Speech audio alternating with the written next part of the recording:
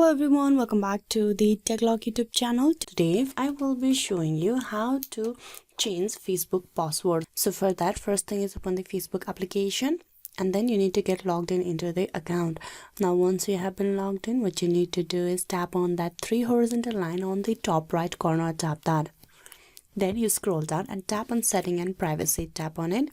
Then tap on setting.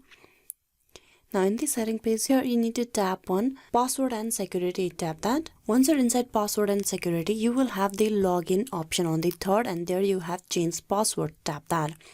Now here you will be able to change your Facebook password. For that, you provide the current password and then you type in the new password. Type in the current password at first, then you provide the new one. You need to retype the same password on the below text box. Then tap on update password.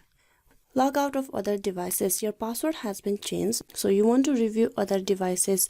If you want to stay logged in, you tap on stay logged in. If you want to review other devices and logged out from the other devices that you have previously logged in, you can tap on that. I'm gonna tap on stay logged in and then tap on continue. With that, you have successfully changed your password. So this is how you can change your password in Facebook. Please like and subscribe the TechLog YouTube channel. Thank you for watching till the very end.